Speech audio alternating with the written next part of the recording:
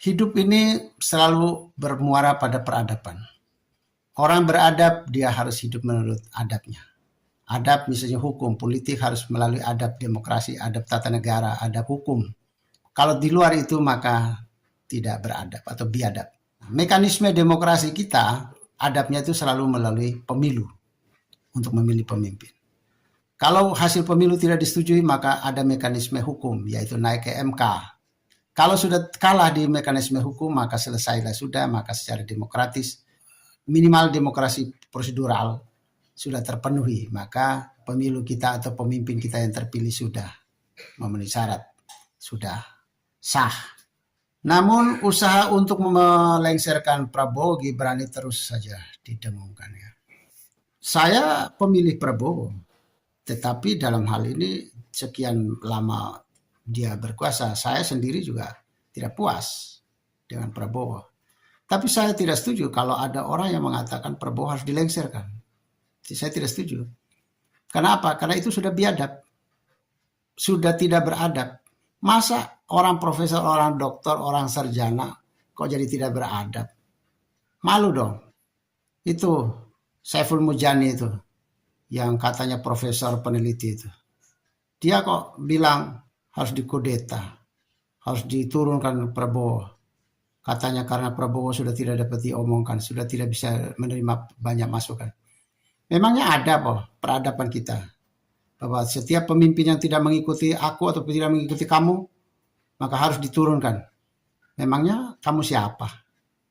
Apakah satu profesor bisa mengalahkan 59 juta rakyat Indonesia? Apakah suara dari yang tidak setuju terhadap aspirasi dari 1.000 orang terus mengalahkan orang dari 59 juta? Yang benar aja. Katanya profesor, katanya doktor, kok bisa berpikir yang tidak beradab seperti itu? Tunjukkan dong, kaum terpelajar itu beradab. Tunjukkan dong. Jadi kalau mau tidak setuju, oke. Tapi ada mekanisme demokrasi. Mekanismenya adalah silakan berjuang di tahun berikut, di pemilu berikut. Kalau Anda menang, ya syukur. Kalau Anda kalah, ya harus legowo, harus demokrasi, sikap harus gentleman, harus berikan kepada orang lain. Masa rakyat sudah memilih waktu pemilu, kamu ikut pemilu juga. Kamu ikut mendukung jagoanmu. Begitu jagoanmu kalah, kamu jadi provokator. Jadi calon penjahat lagi.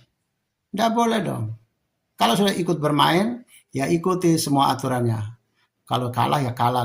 Kalau menang, silakan berkuasa. Jadi silakan saja. Jadi kita ini, termasuk saya ini sebagai pemilihnya Prabowo, boleh saja kita bersuara. Tetapi Prabowo kan tidak punya kewajiban untuk mengikuti kita. Boleh saja dia mendengarkan kita, tapi tidak wajib. Dia harus mendengarkan suara orang banyak. Suara yang sedikit orang dia tidak perlu dengar. Atau artinya dia punya keleluasan, prerogatif lah.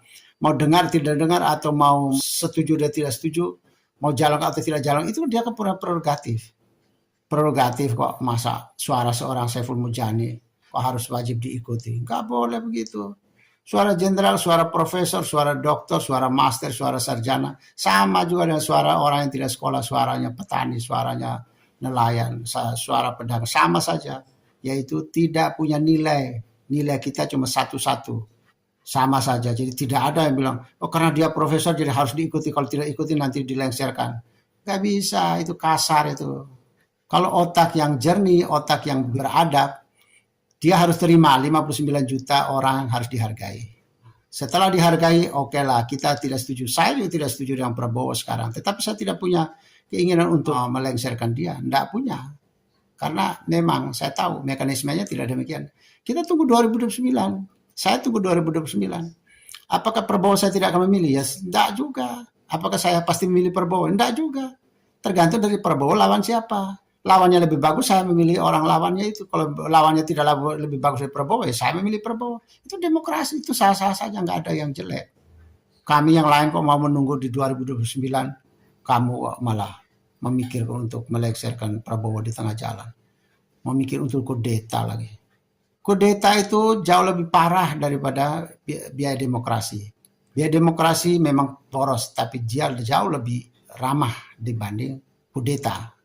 Kudeta tahun 66, 65 meninggalkan luka mendalam. sejarah peradaban negara kita menjadi sangat buruk. Kudeta di tahun 99 terhadap Habibie tidak menarik. Habibie harusnya menyelesaikan sampai 4 tahun berikutnya untuk menyelesaikan periodenya dia dengan Pak Harto, malah 1 tahun saja dia sudah dilengsarkan. Itu tidak menarik.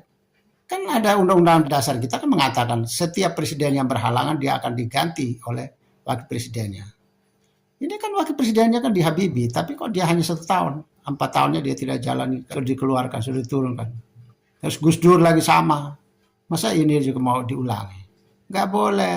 Jadi tidak boleh ya. Silakan ikut pemilu tahun 2029, mendukung jagoan-jagoanmu. Kalau kalah ya silakan diam dan silakan kontrol pemerintah yang ada. Kalau dia tidak ikut juga silakan diam, tunggu pemilu berikut. Kalau menang silakan kamu berkuasa dan kamu silakan berjalan menurut kehendakmu. Orang lain juga boleh bersuara berbeda, tapi kamu juga tidak wajib untuk mendengarkan orang lain itu. Gitu demokrasi kok pakai paksa, pakai lengser segala, pakai kudeta segala. Nggak benar. Kita berharap pergantian kepemimpinan di negara kita ini harus melalui sebuah mekanisme yang ajak, sebuah mekanisme yang matang, dewasa, yaitu melalui pemilu. Tidak boleh lagi ada yang melalui jalanan. Pergantian pemimpinan stop di tahun zamannya Gus Dur lah. Stop di situ ya, yang melalui parlemen jalanan, melalui jalanan. Pergantian harus melalui TPS, harus melalui bilik suara, harus melalui mekanisme pemilu. Tidak boleh lagi ada yang di jalan raya, ada yang di pembakaran-pembakaran, ada yang dianiaya, ada yang diperkosa, macam-macam, tidak boleh lagi. Bagi mereka yang ingin menggantikan Prabowo, silakan ikut pemilu di tahun 2029. Kalau kalah, ya kalah. Kalau menang, silakan berkuasa.